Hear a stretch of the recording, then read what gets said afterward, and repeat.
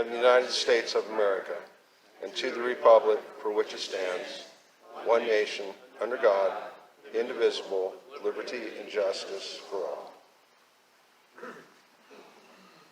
Okay, a couple announcements before we get started, and I'll turn it over to Brian to explain it a little bit. But right now, if I'm not mistaken, Ed, if we voted for a $1.5 million project and there was only 100 people voted, if 51 people said yes, it would pass. Is that correct? That's correct. Okay. Now, right now, to change any type of covenant is close to 667 votes. Exactly 667 or more. 667. Okay. Now, why would our club be interested in that? We have made a presentation to the board of directors about our communications versus communications strategy, and we want to set up 2 antennas specifically in Gary's and Lou Goldstein's home. But there was a change, I think, back in 2018 to the covenant that prevents that. So in order to do that, even though the board thought our proposal was a good idea, under the current requirement, it would take 667 people in this community to vote that it was a good idea. Now, what the proposal is on the current voting system is to go from 667 to what they call 50 plus 1, which would be 501 vote, correct, Ed? Yes. Okay.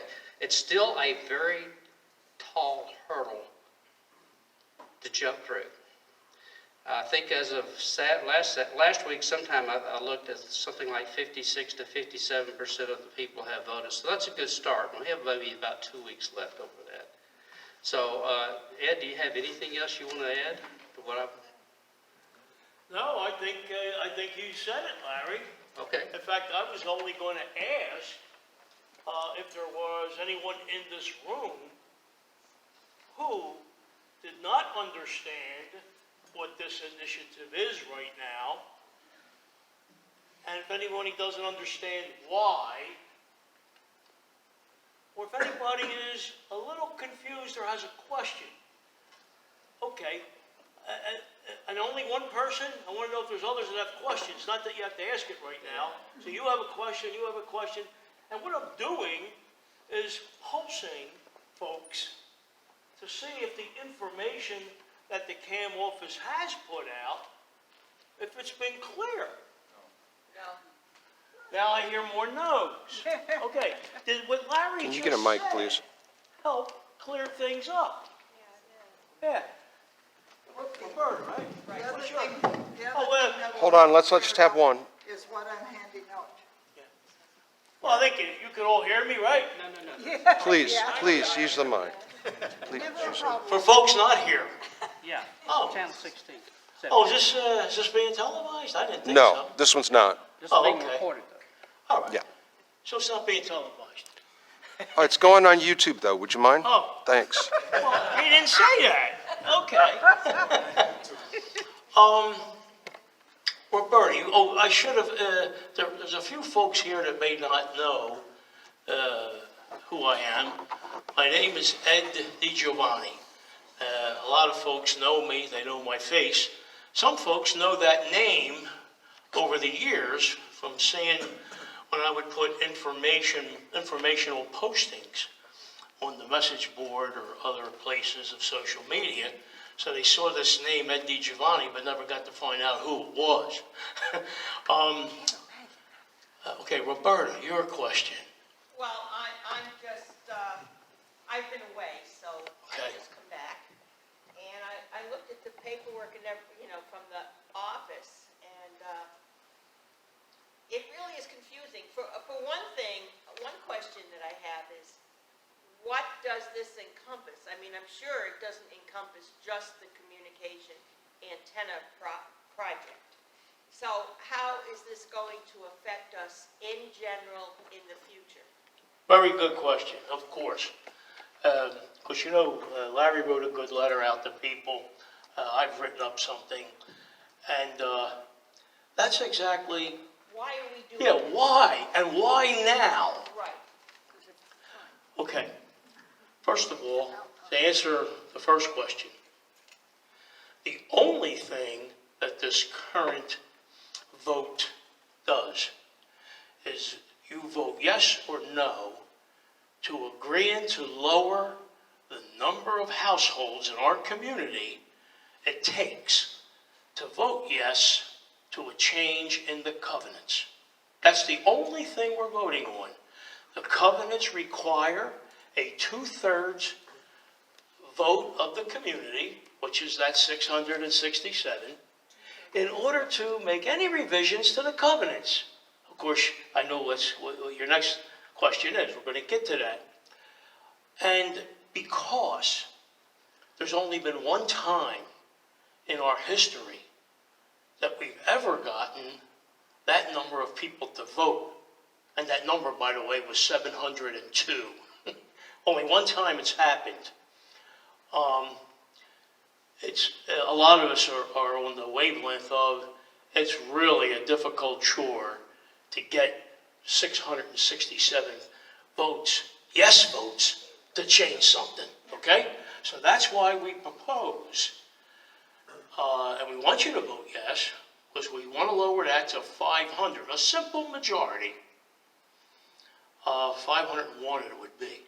And you know, that's not an easy chore to get 500 of our 999 folks to vote yes for something. That in itself is not an easy chore. Now, why are we doing this now? And as you said, Roberta, there must be something more than antennas for us to communicate, for this club to be able to effectively communicate in a disaster. And by the way, I wouldn't look at that lightly. Don't diminish the significance of that. Because, yeah, currently, our resident radio operators are hard-pressed to be able to reach our county emergency operations center or other emergency agencies if we lose power. So, we need a certain antennas to do that, and without which we can't do that. Okay. There are two other covenant revisions that we know of right now, that we're looking at.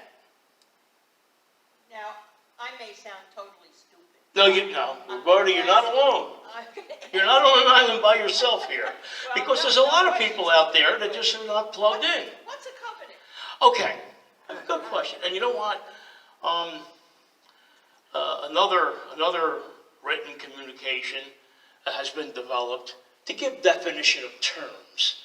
You know, the declaration, it's called the Declaration of Covenants. It sets forth, after the law, the state law, that is the next set of documents that set forth how our HOA can exist, what the rules are, so to speak. And that's the introduction to one of the rules that Pringle, Rogers Brothers, who started this development, and then Pringle, who took it over. They have in there, and I frankly don't know why they put this in there, but they had in there that we are restricted from construction, building, bridges over water, over wetlands, which are on our trails, okay? And see, the trails is the prime mover here. We are a nature community. Many residents have moved here because we're a nature community and because of these trails of ours. And many are in disrepair or aren't usable anymore because of water or wetlands that we cannot construct over. So, yeah, the next shoe to drop, if I can put it that way, will probably be a proposal that we eliminate that restriction from the covenants. And if this vote is successful, we we will require 501 people at least. I shouldn't say people, I keep saying homeowners.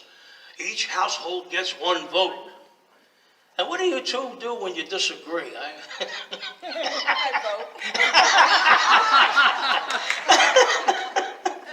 You resolve that conflict. Did you vote for this? So, and then that, because currently, in last board meeting, the Trails Committee, they made a presentation. It's a very detailed PowerPoint presentation. It's posted online. You can go look at it. And they point out numerous improvements to our trails. And they also note which of the improvements, which of their recommendations require a covenant change. There's one, and I think that's probably the very next substantive issue. The other issue that we face today that not many of our residents are aware of, and that is different from 20 years ago, maybe even 10 years ago. Today we have many property investment companies who are buying homes. We've seen those advertisements. Mark Spain, Open Door, maybe even Zillow. I'm not sure if they buy homes. But they buy homes, and guess what? Not for the purpose of living there, for the purpose of renting it out. No, they buy them to sell them. Some of them, Profit. but some of them, it's to have a rental property for continuing investment purposes, continuing income. We have currently, I wish I remember the number, it's at least 20 homes that are being rented right now. Okay? At least 20. Your current board of directors does not believe that it's in our interest for the number of rentals to grow in our community. Do you guys want us to become a rental community? Have a lot of homes where it's rentals instead of residents, homeowners? So, that would probably be the next initiative. That's it in a nutshell. Any other questions? Could you please explain, people buy homes, and with those homes, at the time of purchase, you get a CCRC, which are the covenants that rule our community. Those are quite different from any rules and regulations or anything else that the board wants to change. So when the board changes something or they want to buy something that's over 50 grand, they have to go to the community. This vote has nothing to do with that change. There's no change in that. That's correct. It's only for the covenants. That's correct. And that's why Larry gave the example that he did. If the board proposed to construct a pavilion out there on the lawn that costs $100,000, if only 300 people vote, if 151 vote yes, we're going to spend $100,000 to construct that pavilion. So yes, you're right. It has nothing to do with those kinds of things. And for those of you who don't know, the board already has, under the bylaws, under the rules that we have, already has the ability to spend up to $50,000 without a community approval, resident approval. More than that, as Alice just pointed out, it requires community approval. But it's 50% plus one of those voting, different from these covenants. Any other questions? Okay, hearing none. Oh, Ralph? Yeah, I have one question. The last 2 or 3 weeks, in all the board members and all the discussions, I don't recall anybody explaining what CC&R means. Okay. You know what? Ralph is right. And you see that term used a lot, and it's funny that you should raise that, because I asked the same question. So not all board members have been using that term. I haven't. You should know. Pardon me? You should know what it is. No, but I did not know, and that's because, I know now.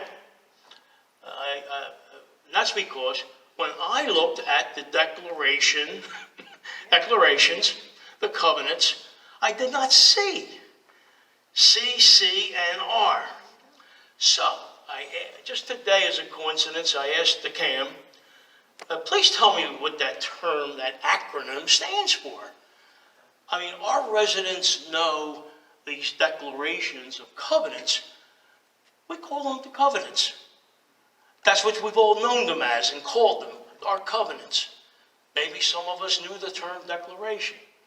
CC&R, well, the answer I got was that the folks who work in this property management business, so in our case that's Leland Management, our CAM staff, they work for Leland Management. That's the property management company responsible for managing our common property here.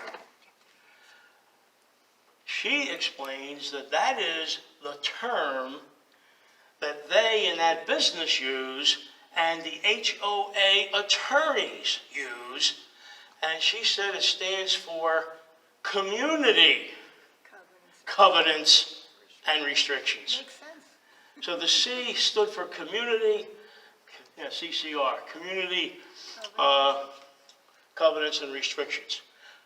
It's because I am aware of the fact that most of our residents did not know that term or did not use that term, is why I've been asking and why my own writings refer to it as just the covenants.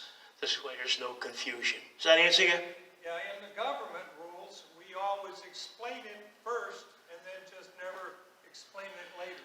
Yeah, You gotta do it one time. definition of terms. In fact, we now have this new communication, and is it tomorrow night? Tomorrow night, I think we have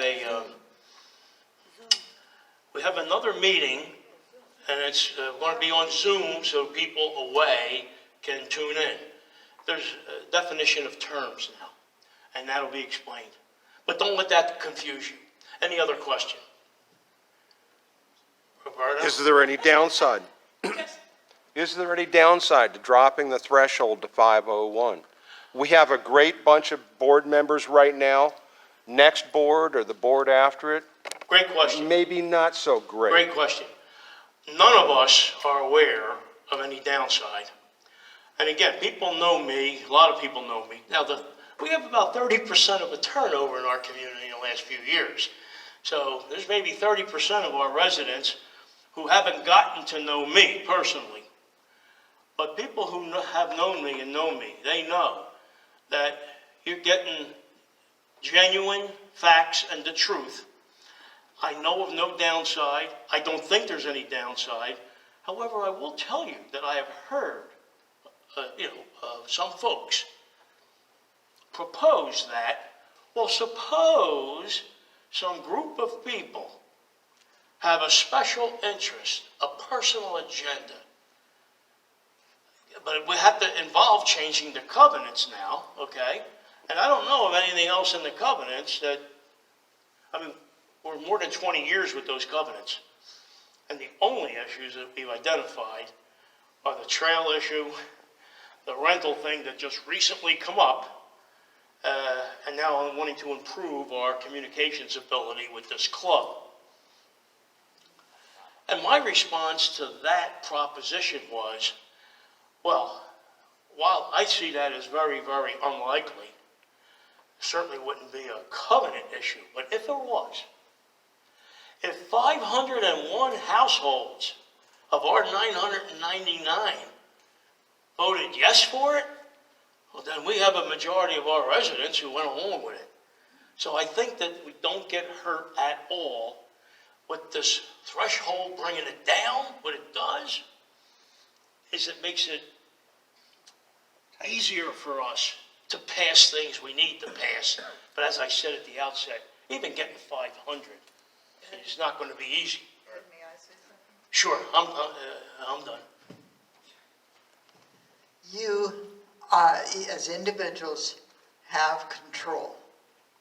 No matter what we are going to vote on or whatever, you still have a vote of yes or no. So that Ed was right. It's not going to make much difference except to get through some very much needed things that we have to have. And one of them, I think, is he explained, is just the rentals that are going on right now.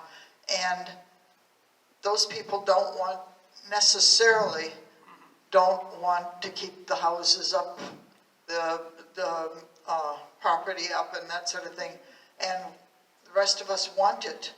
And if we don't have a way to control the situation, it's going to happen, and our values of our homes will go down, down, down, and maybe even the quality of people that come in.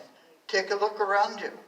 We have some of the highest and best quality people in all of this part of the community. I mean, this part of the homes around here. And we can be proud of that, and we need to control that in order to keep that happening for us. And one of the ways to do it is to have 501 votes yes to putting a halt to that. Not to say people who are, there are people that are grandfathered in, we're not worried about that. But those are the kinds of things that we're trying to get the number down so we can get a clear vote on some of these things. Yes? I have a two-part question. First part, is there any houses in here owned by these companies that you're talking about, Mark Spain and Zillow? I don't know if there are those people. I'm sure they're going to be coming in. But there was one individual at our last board meeting who has 3 homes, and he's trying to buy a 4th one. And he came to us because he bought one of the properties with us, but for the rest of it, he bought one of the properties that has a stump in the property, and his job is to get it cut down, to follow our covenants and get it cut down so it doesn't show. What do you do with a stump? You just saw it up or for whatever. And he wants us to pay for that. Do you know the rest of the story, though? That's only half the story. The gentleman bought the house after that tree had already been cut down by the previous owner, and the board or the CAM office did not enforce that tree stump needed to be, number one, cut to the ground and then ground out. So, and also they did not enforce the requirement that if you pull a tree off of your yard, you replace it with a new tree. There's 2 trees that went out on the prior homeowner's time. So this guy comes in and buys this home as well as the other 3, and he's looking at a 4th, yes. Unfortunately, he's saddled with the expenses of doing what the prior owner should have been forced to do with a lien situation and nasty grams coming at him left and right. Yeah. So he thinks that's unfair, and I think most of us might feel the same.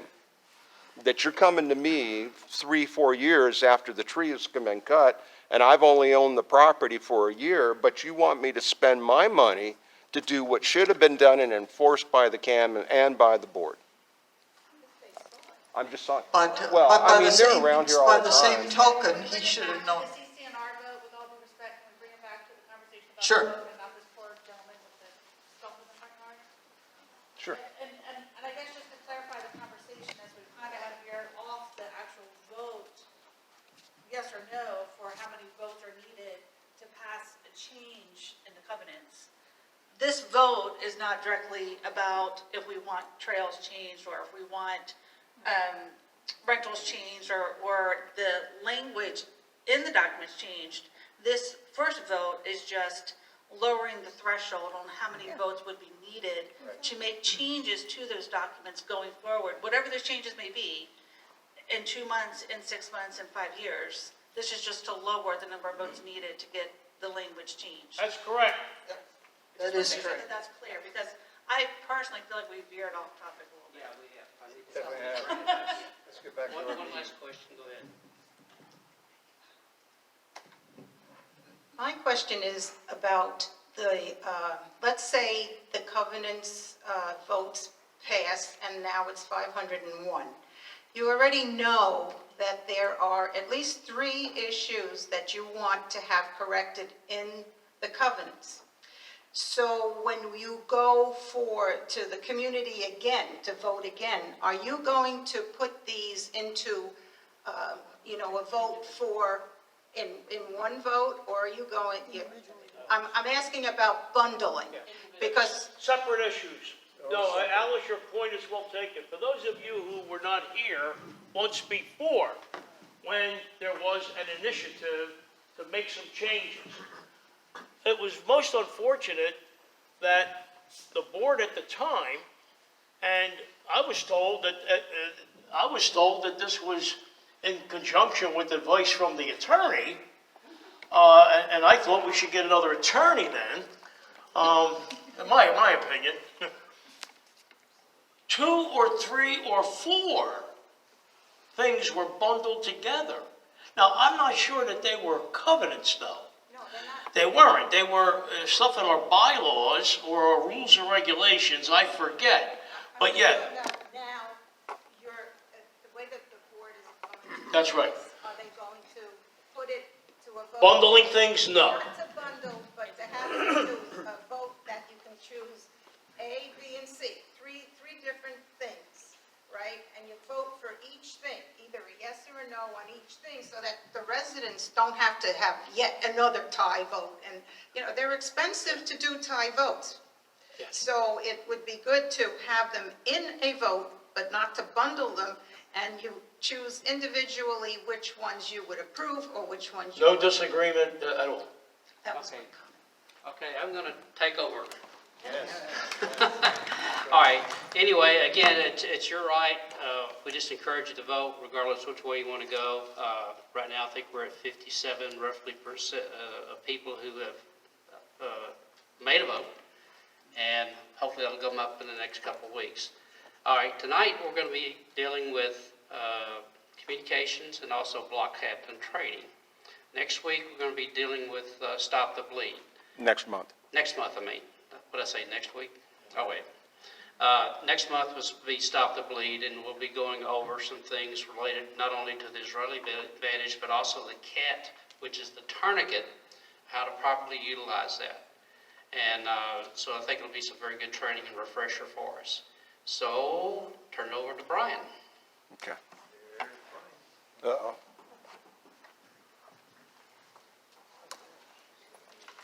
Hey, guys. Okay, so we've actually got 2 separate things kind of going on. Gary is going to be handling the radio communication, and what he's going to be going over, I'm not 100% certain, but I'm sure he has, is that still our plan, Gary? Gonna bring a radio with me, but you got one? No. No, don't think you need a radio in here.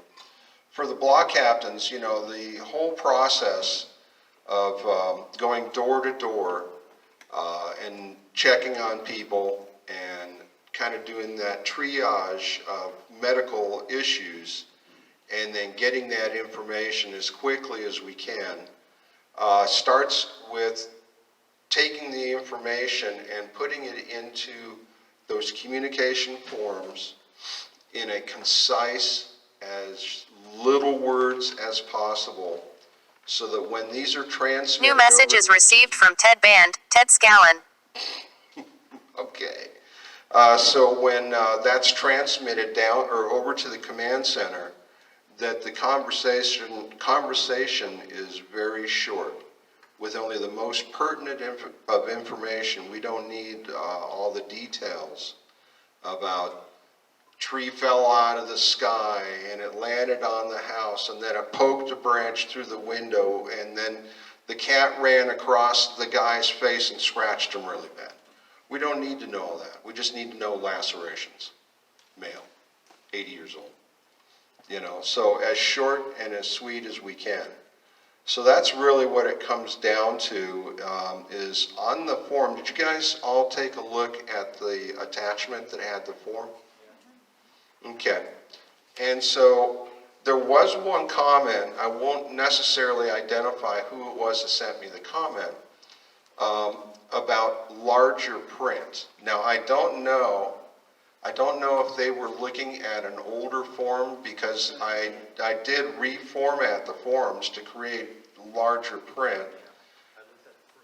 Oh, cool. All right, so does anyone have a problem with that form still, as far as the size of the print? Much better, okay. And you see I've got the thing on there about circle the major medical issues, the trauma that you're reporting. You circle that. Now, when we did the radio communication exercises, the two separate ones, that was just with the radio people. And there was some wording that was in like a description box of medical issues, but it pretty much exactly matched where, let's say, medical issues up in victim number 1, head trauma. And then in the box, responsive or unresponsive.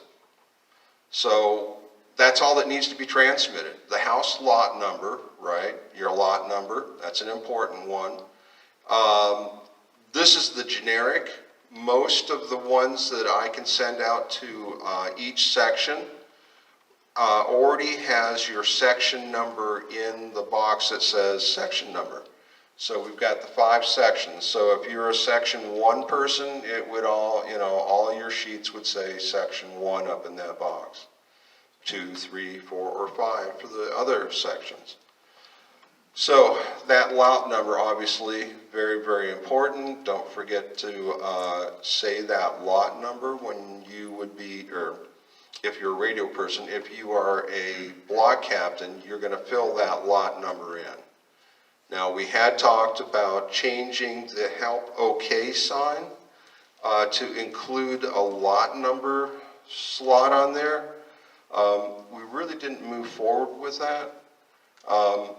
It's still something that could be done, but I think simply asking what is your lot number might be sufficient to get that lot number. I don't know whether or not we need to really change the help OK sign. So lot number, block captains, make sure you write that in there. You can read the form as well as I can. Yeah, I've got a question coming in. Go ahead. Well, the fonts in the black should be bigger. Okay, taking a look.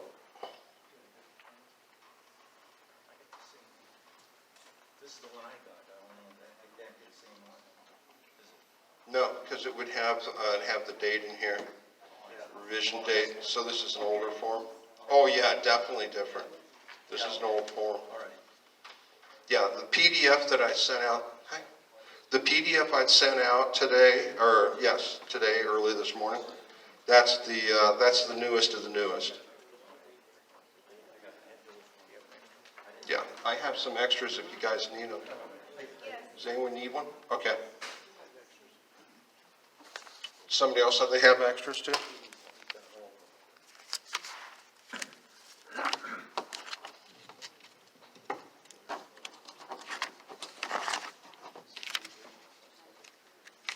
Would a couple be enough? You want more than 2? I printed up 5 extras. Okay. Thanks.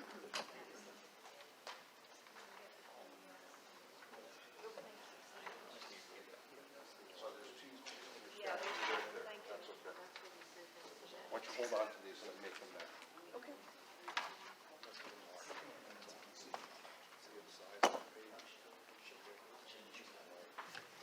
Okay, now that we're all looking at the forms, any comments, changes? Yep, go ahead. I have a question about the revision date on the bottom, because you said you just changed this. No, I didn't just change this one. This we changed back, I'm sorry? Is this the one we should have? If you look in the bottom center, the date should say revision date 21/09/19. Yes, I changed it late last year. Okay, all right, I thought you just had recently done that. No, not recently done. And I've been adding revision dates to a lot of forms so we all kind of know, hey, are we working with the most current whatever? So, any other comments about the form itself? Thanks, Alice. Yeah. Anyone else need one? Yeah. Okay, anybody else? Okay, so basically, block captains, it all starts with you. You are where the rubber meets the road. And thank you very, very much for being the rubber that meets the road. And as we pretty much said every time we talk about this, we sure hope we never have to do any of this. So that's pretty much it for your block captains. Just make sure that if you would please, to when you write your stuff down, use as few words as you possibly can. And as it says there, BC to circle if applicable. So circle it if it's already there. You don't need to write it out. Just circle that and send it with a runner. There was some questions about how come we don't have runners already predetermined before an event. It comes down to people power. We don't have enough people power to already predetermine. And as I get emails from people pretty much every time we send out something about a meeting or whatever, I get several people who let me know that they're out of town, or they've fallen down and they've suffered an injury. They're not going to be able to attend for whatever reason. And that would be the same, even if we could get the runners already predetermined, we're probably going to would end up with the same situation where they're on vacation, they're visiting their family. New message is received from Ted Band, Dean and Ferry Trovinger Base. Procedure done, a knee replacement, hip replacement, whatever. So it's a constant juggling thing. And we would experience the same thing, but it really comes down to we just can't get enough people really to volunteer. I would like to have 100 block captains under us.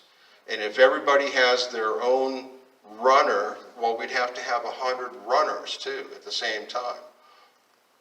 So now we're trying to get 200 people. We're lucky if we can keep 75. So, it really just comes down to that at this point. Any questions, any thoughts?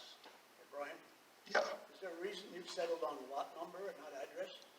Yes. And Gary, perfect segue for Gary to step up and grab the mic. Here you go. Thank you.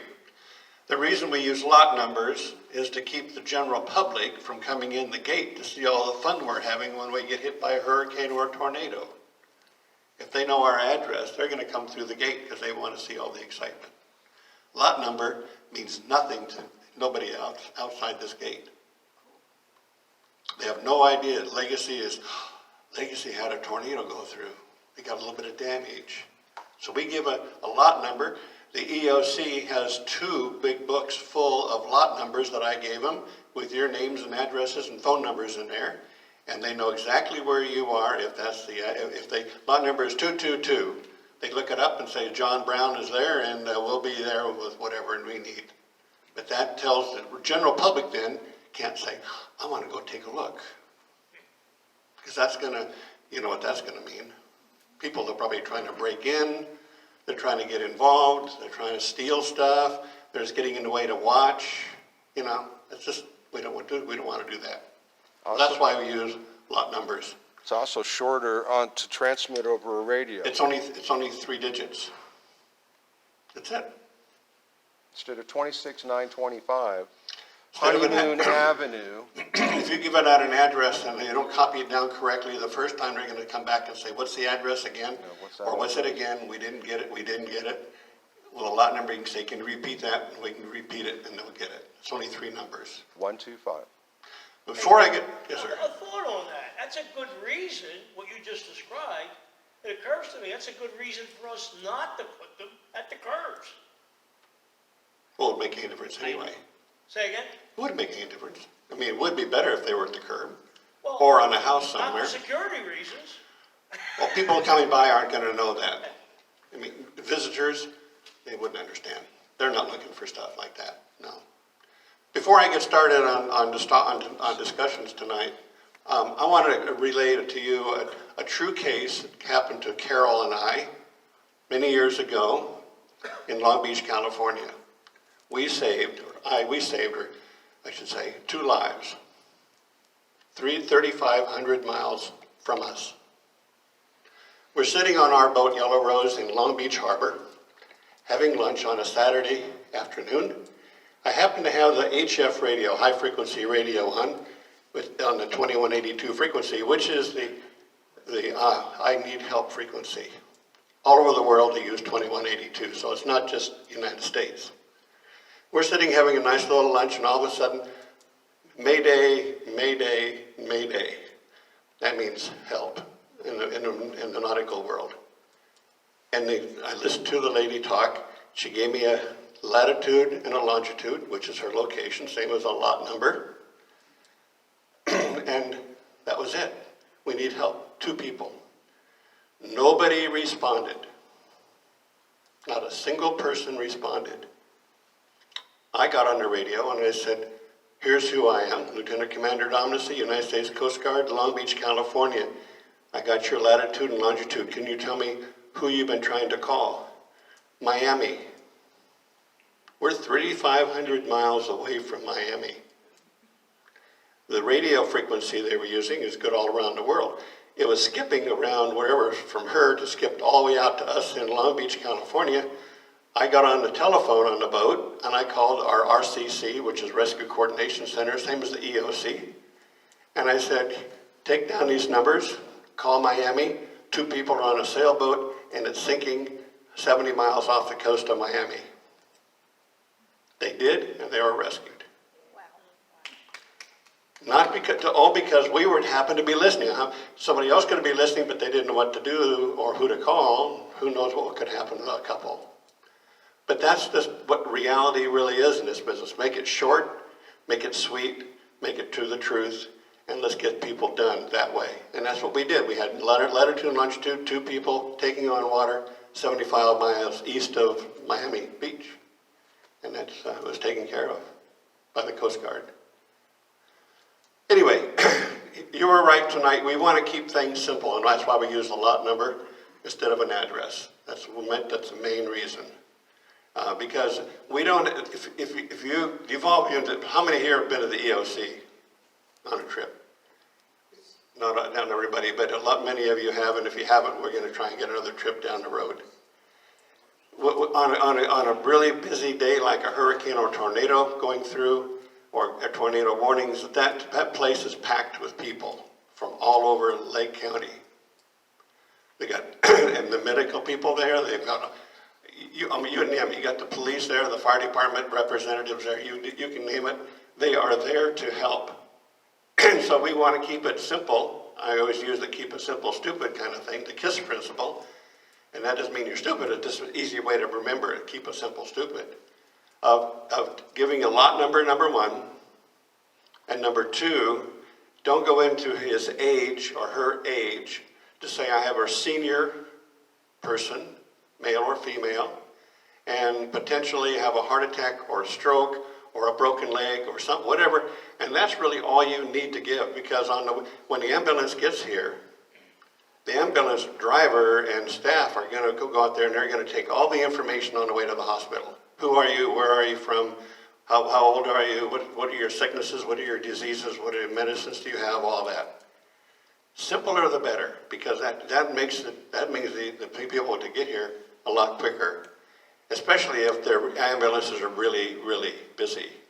And during a hurricane or tornado, after a hurricane or tornado, they may be a lot busier than we think they are. Or they may not be busy at all. We just don't know. So I use the KISS principle, and I ask that you guys do the same thing. Are there any questions about what you really would want to, what would you want to say? What would you want to tell me to tell the EOC? When it comes to an emergency, and if I run out the door because the house blew down next door and I don't have my conversion chart, they're getting the address. No. we have your address. I already have your address, and they have your address. When I call it in, I'm calling in the address if I don't have the conversion chart to know what lot number it is. You don't know what lot number you are? You said move down the street. 3 doors down, I don't know what lot number they are. So you have the conversion chart? Yeah. Yeah, but he ran out the house and he doesn't have his conversion Oh, chart. I see what you're saying, yeah. So he needs to, now we're saying, well, you gotta have a lot number for that house 3 houses away. Yeah, yeah. Yeah, you're gonna say a lot number, or you're gonna say an address. You're gonna do what you gotta do. But I'm not gonna, that's on our communication in here, in-house. That's not gonna be heard most likely out of Legacy. What I'm talking about is when I call, or Lou Goldstein calls the EOC, that's for the whole general public to figure out, and that's where lot numbers come in. Match it, that's, And exactly. Gary has this conversion chart from address to lot number, so even though you didn't know the lot number 3, 5, 10 houses away from you, Gary can make that conversion for it, send it through the ham radios. Yeah, yeah, and that's a good point, because we're not gonna, we don't all carry that little pocket thing around. Yeah. We just don't do I that. have a question. Yes, sir.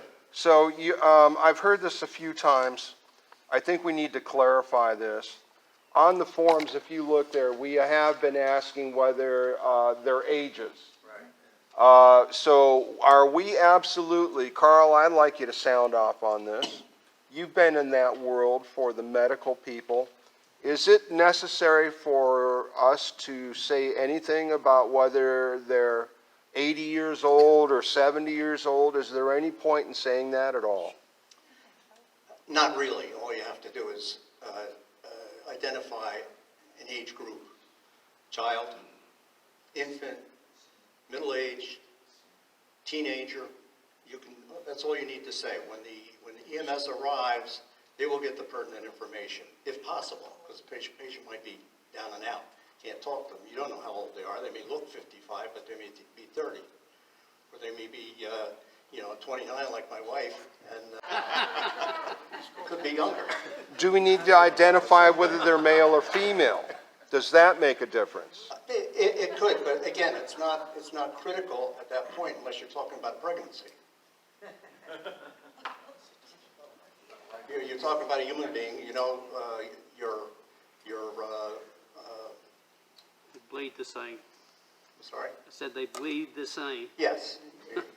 You have certain parameters within a female and certain parameters within a female, pretty much the same as far as BPs go and blood pressures, heart rates, breathing. All that is pretty much the same. Depending on age, that changes. So that's why you give middle-aged, elderly, and when somebody gets there, they will get the pertinent information. They will dig into it. That's a secondary assessment. Primary assessment is just triaging. That's what you want to do. You want to get in there, do what you need to do to get help to this person right away. And the first thing you do is just send out some information. We have a person. This is what I have right now. I'll let you know more later if I can. But at the instant you get there, you don't know the age. You might not be able to get it. And the indicator would be what they look like. And that's not necessarily accurate, but at least you've given something. They're not a child. They're not aged to the point where they're non-ambulatory unless you realize that they're in a wheelchair, and maybe you can just tell that they're a person that needs more help than somebody that's 50, 55, and in the same situation. I'm thinking the reasoning that we did the ages, because believe it or not, we have homes that have 4 people in it. And they could be having visitors. Not everybody has to be living here to be here. When a storm, hurricane would strike, let's say it's June, grandkids, great-grandkids come from who knows where, and they're visiting grandpa and grandma, and here comes the big bad hurricane and blows the house down. All right, so I think that's why we had the age thing. But if I'm understanding correctly, we need to change, the simple question just says age. It seems to trip everybody up. Instead of just saying age of the victim, we should have a bunch of things that you now got to circle, whether it's a child, whether it's an elderly person, whether it's a spry young teenager. Yeah, is that easier than just saying he's 70? I like what you said. So what am I doing? You change the age to age group, and you put a few choices there to circle. That's all you need. Okay. Do we all agree? Raise your hand if you agree to that. Make it simple, child, adult, senior. Senior. Three things, child, adult, senior. Okay. Is that a yes on this? Yes. Okay.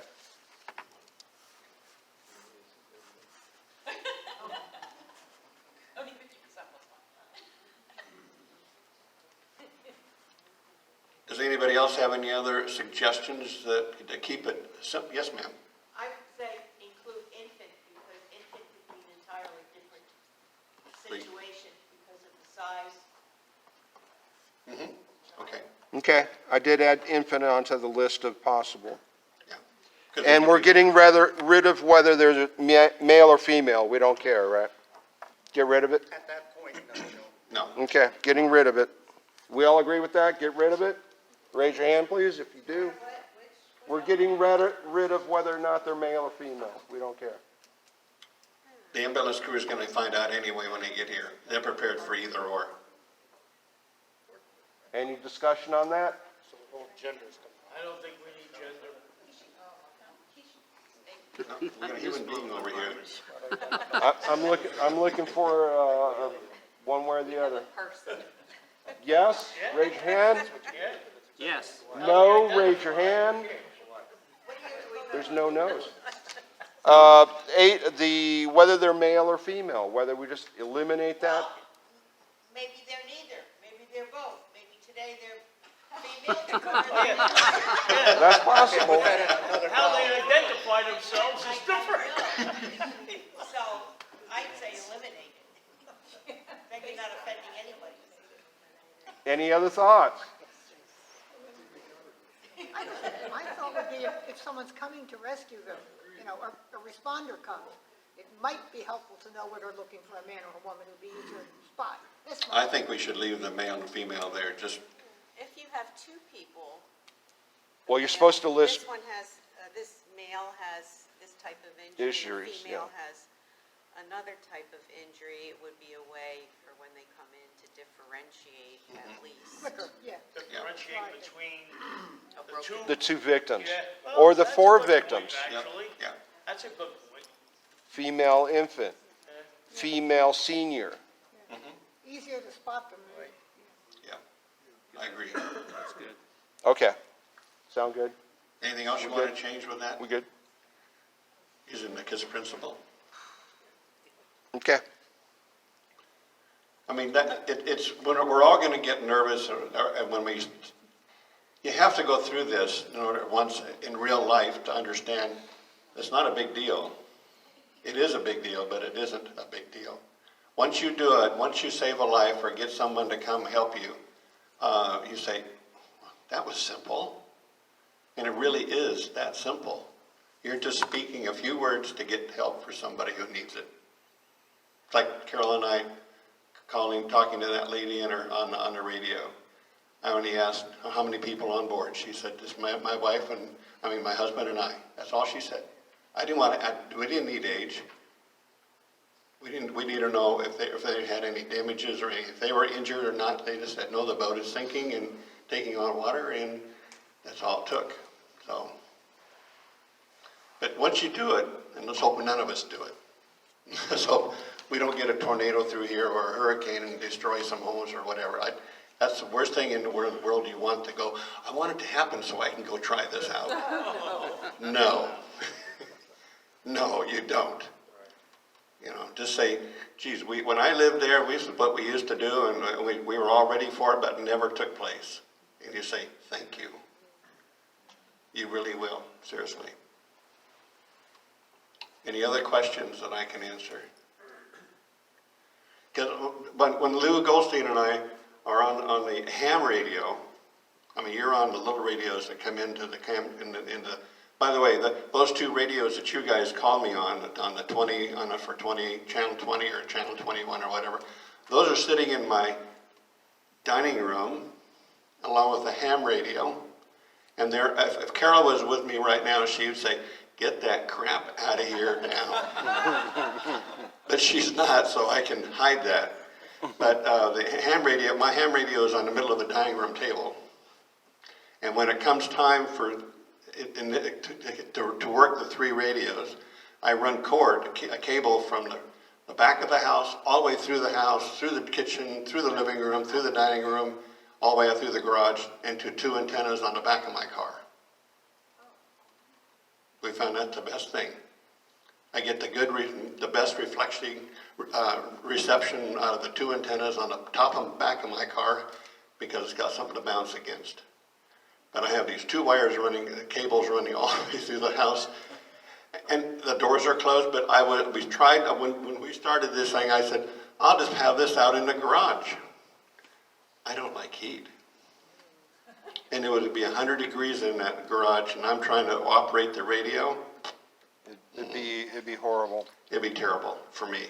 So I said, in the house. So that's where it is. You can stop by the house if you want to see it, take a look and see where it is. And by the way, there is an antenna outside the house. It's in my dog walk. They call it a dog walk. I mean, you all know what that is. Place for the dog to go walkie. You got to bring your dog over. I don't have. Bring yourself over. I'll put a leash on you and you go The dog walk it's just a little area on the side of the house that the original owner put in there because he had a dog and he didn't want to walk all around the block having poop and pee all everywhere. He had him doing his own in his little dog walk. That's all it is. But I have a little antenna sticking up there, and it's been up there since beginning of hurricane season, and nobody has said a word. So, and I have one in the attic that works also. So if that one comes down, I still got one in the attic that works. So I mean, you guys are protected through my ingenuity of making things work inside the house. So, any other questions? Any thoughts on how the drills went and with any changes we need to make sure everybody knows? As far as using the radios to call it in. Yeah, we should have a session. We need to get together and have a session on using the handheld radios. There's only one button. Once you turn it on, there's one way to go, the channel up or down, and I'll show you how to do that. And then you just talk. Some of you don't understand because you don't use the radio all the time, and you go into a different frequency. And how do I get back? How? We don't want any hows. Here's what we do. So next time we have a meeting, bring your radios in with you and we'll go through the radios because there's like only two things you really have to. Turn it on, it's really simple, it's one button. And turn the channels, go up and down, that's only one button. And that's it. It's that simple. Volume might be good to know. And the volume. And that's three things. The radios look more complicated than they really are, but that's the radio. Could you address for me, please, and for everybody, whether or not our handheld radios, is the range reaching everybody it needs to reach? Yeah. I participated in the first drill. We've resolved I know it. there were problems. Yep. I missed the second one. Yep. Yes, you did. How, if at all, have we fixed that? We were over by your house last week. Yeah, because Mike Karen, I wish he were here. He's the stationary radio location for Section 1, right there at Meandering Trail and wherever. Nature View or Yeah, whatever that ends to there. So that's the stationary location there. We couldn't hear him at that location. Determined we had either a bad radio, a bad cable, a bad antenna on Gary's end of it, or just a bad connection that was made. That got resolved. Lou and I went over and sat in front of your house and transmitted to Gary from right in front of your house. Perfect communication. Absolutely perfect. Okay. So the location of the antenna and the resolution of the cable and or connectors was the fix. That's what it turned out to be. But they're said to have a couple mile range, and they These don't. are cheap, they're cheap-ass radios. Well, they may They have really the are. range without the houses there. Seriously, Yeah, I mean, okay. if you're out in the woods or you're out in the plains or a desert or wherever, they probably got a 15 to 20 mile range. But when you're with homes and there's like electrical wires going all over the place and there's houses in the way and you're standing next to a house because it's raining outside and you're trying to talk on the radio and nobody's hearing you because you're too close to the house, you'll get wet. So block captains will reach you because you're central. to And them. I will reach you. But a block captain from west side might not necessarily be able to communicate with another block captain on the east side. That's correct. That is correct. That's correct. Yeah. But We have won't hear access each to- other. We have access to everybody in the community. Okay. Literally, we've tried everywhere with handhelds. And Carl's got a 15 water, right? He got the 15, and when he drives around, and you can hear him everywhere because he's got the 15 watt more power. So it'll work. Yes, ma'am. Was there a difference if you're calling from inside your home versus going outside? Yeah, we won't reach you. You won't reach me. Can't reach you? It would probably not reach at all. It might work, but to be sure, step outside, then maybe try, if you need to go inside for whatever reason, try it, moving inside and seeing if you're still able to be understood at the command center or even heard. Because people just kind of faded away into static. Yeah, if you stay in. What we were hearing at the command center. If you stay inside the house or you come outside and you're under, because it's raining, get an umbrella, seriously, and go outside and go out in the rain or stand in the middle of the street and then use your handheld radio and it'll work. You got to get away from the house. Anything that's going to block that signal, that little electronic signal coming out of your radio. Yeah. That radiant barrier probably doesn't help either. What's that? That radiant barrier in the roofs, Oh. a lot of the houses. Yeah. Radiant barrier. Who else? What's that? What's a good radio? Well, if you want to get a halfway decent radio, I owned a hot air balloon company in Arizona for 10 years. And we used for ground-to-air communication between me and my chase crew to tell them where to go, make the left at that next dirt road that's heading out in the middle of the desert, because this was in Arizona. We used UHF radios from Motorola, about $250 a radio at that point. We don't have that kind of budget, No, no. Okay, raise your hand if you're a radio person. You're not a radio person, so you don't have radios. It's only the radio person and the medical, raise your hand, please. No other medical, okay? They have a radio too, because they need to hear when a message comes into the command center for a medical issue at lot number 125, Roberta or whoever handles that section will be on the same channel as the command center. Here's the call for medical help. Responds after Gary has confirmed with the radio person that there's a problem at 125. She would then get on the radio immediately afterwards on the same frequency and say, I am headed to that medical emergency at lot 125. She switches her channel over to channel 1 because it's section 1, and she transmits to both radios because there's more than one radio person in there. It's just the station area that's calling us into the command center. She gets on that channel and says, I'm headed to 125 for the medical emergency. And she goes. So it's only the medical people, and we've only got 5, 6, 7 radio people, one for each section, plus one runner, so there's going to be 10 radio people, and 5, 6, 7 medical people, so about 15 people in total have radios. We just don't have the budget for every block captain to have it. That would be the best thing we could probably do, other than it would possibly increase the number of calls that Gary's trying to get all at the same time, which is a problem. People stepping on each other. You key the mic, and you key the mic. Guess what? We can't understand any of it. All we hear is squawk. And it's like, oh, man. Right? That's correct. That's pretty close. So, as much as we would like to have radios, we just don't have that kind of money. But we're currently paying, I don't know, what'd you pay About $40, 45 per radio? Cobras. So our budget doesn't allow it. But those are good little radios for what Good. they're designed for. Good As long as enough. you have open clearing, they work fine. So, yeah. Any other questions? Because I want to show you all something else. I'd like to know if we chose as an individual to go out and buy a radio and then become a radio person with you. I mean, not to get on it and just scream at the thing, but is it possible that we could do some work that way? Yeah. You want to buy more radio, let her buy her own radio? Well, we have had people that have bought radios, but we were looking for a radio person at that point. You could get one just in case we need. I've got the information, so I'll give you Yeah. my email, and if you need to buy it, where to go get it. I'm going to change, is that okay? Go ahead.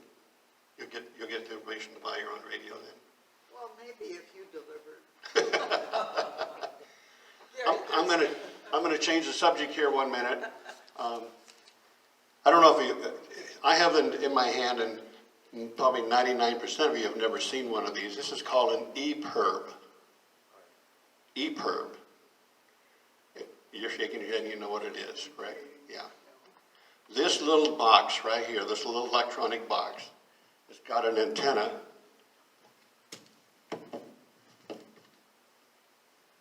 Like that. Anywhere in the world that you go, and you have one of these, and you get lost, or you're injured, or you ran out of gas, and there's no gas stations around, there's no people around, or something else happens, you push the transmit button, and you will be rescued within just a matter of a few hours. Can you talk on that? No. It sends a beacon out, actually 3 beacons. I'm saying this because, do I want you all to buy one? Only if you're going to be traveling on a road, open road, you're going to go take long trips, or you're going to go to Africa, or you're going to go somewhere where there's not a lot of people, or a lot of... Climbing. Where? Mountain climbing, going up rivers and on boats, or in whatever you're doing, and there's no way. I'm injured. I got to get a phone. I got to call somebody because I'm sick or have a heart attack or whatever you want to say. This little device, and let me tell you what happened 2 years ago. Here, I was sitting. I had my old one. It looks exactly like this one. I just bought this one. And I'm sitting in the house here in Leesburg, in Legacy. And I pushed the test button, I thought. Oh, no. I didn't. I hit the transmit button. And I'm sitting in the house in the sofa, just relaxing, and the next thing you know, my phone rings. It's the Rescue Coordination Center. I'm not even sure where they are. They're somewhere, the one I probably got was probably New York City or somewhere, or somewhere in the east. I'm not sure. It could have been anywhere. But the lady said, "Are you in trouble?" And I said, "No, ma'am. I just pressed the test button and you answered." She said, "You pushed the other button. You pushed the transmit button." What it sent was a signal, a little radio signal, up to a satellite, through the house, up to a satellite passing overhead, relayed that information down to the RCC, a Rescue Coordination Center, and it all took less than 2 minutes. How'd they know your phone number? Because I have it registered.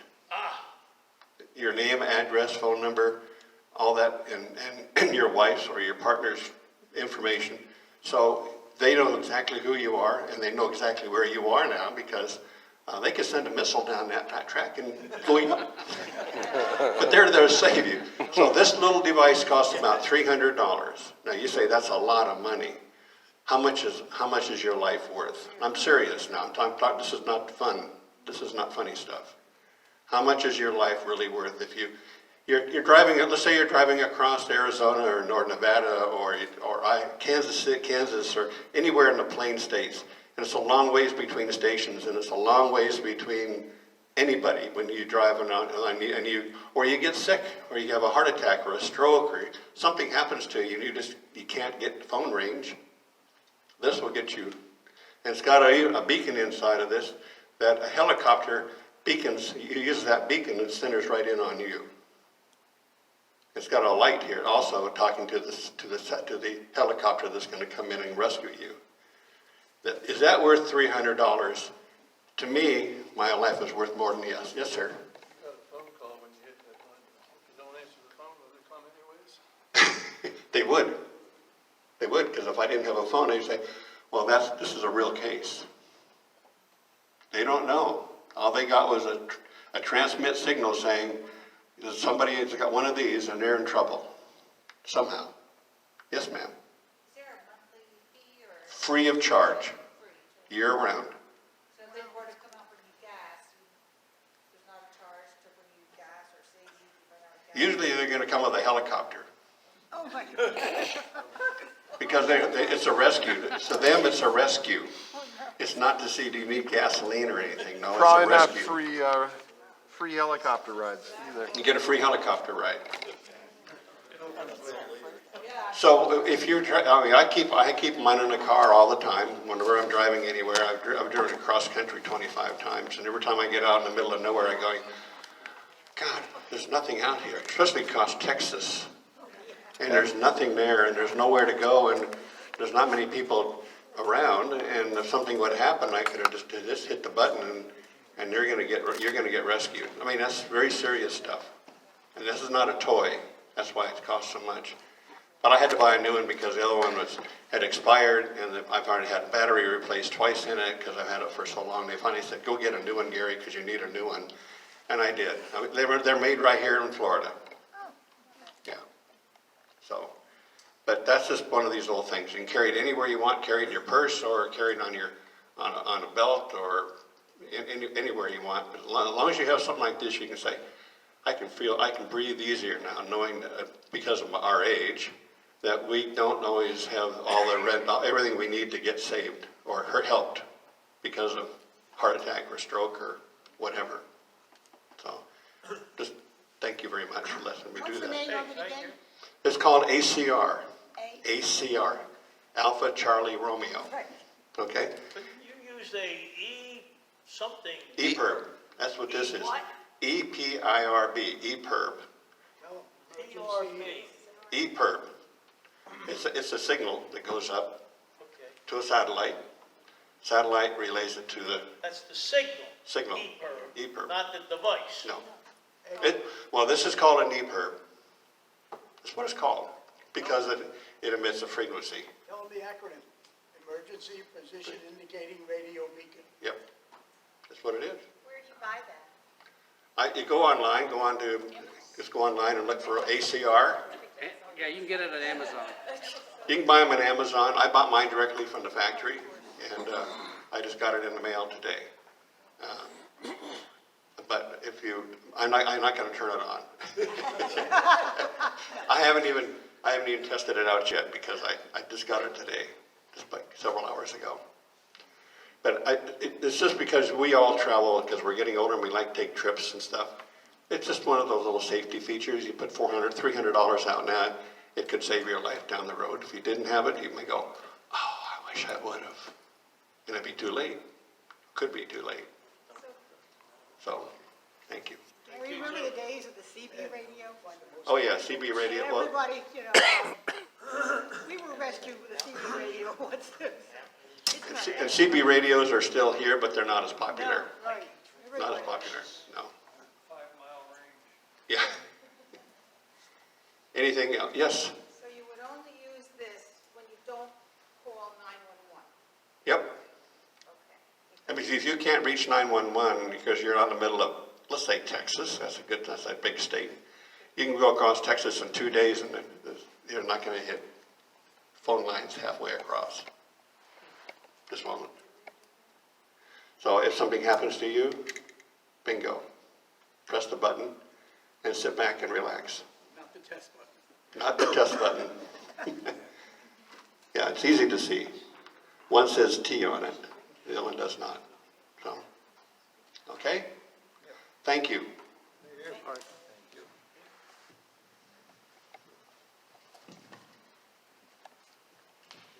I have a question to the leadership here.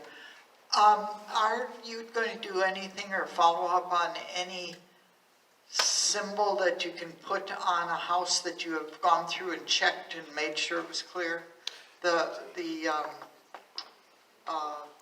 Do you have the orange tape and the green tape? I do, but That, certainly not enough to go through everything if I'm, you only need to use about that much. yeah. But Yeah, I'm talking. and you got 150 feet on your roll. Okay, but just to let you know, I think that it would be nice to know where to get more if you're. I got it from Amazon, but I've been picking it up, and the club has been picking up the cost of that. Yeah, if you've used your roll, No, I haven't. we'll get you another roll, yeah. We don't want you to be without, that's for sure, but it's just a matter of saying, hey, I used my roll, can I get another one? Sure. Well, that would be the point of when we're going through and checking the homes to make sure that we can, Right, how many homes are on your list? my block, 22? I think, yeah, my block and Okay. throw it up. So that'd be, just for easy math, that'd be 22 feet if you used a foot apiece. It'd be what, 36 feet at a foot and a half? Yeah, your thing is 150 feet. So I think you probably would have enough to be able to tag whether orange for, we need medical help, or green, everything's kosher at this house. Okay. I think we've got, I think those links are pretty substantial for what we would be doing. And what about, do we have a few wrenches to close off the gas in case we have gas leaks? No. We have suggested people carry the crescent wrenches, but we haven't gone out and bought tools. Well, I know I got one when I was going through the CERT program. Right, was yours the red handle one No. that was in the bag? No, this was. In the CERT bag?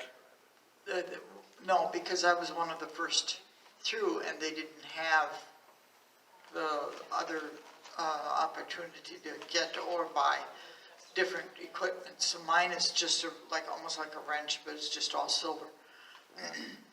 Right. Works the same. So, there's been a lot of discussion whether or not we're going to be futzing around with the gas.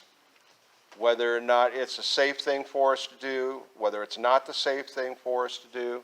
I don't know that we certainly can't have any hard and fast rule that you as a block captain will shut off that gas. We can't certainly say that,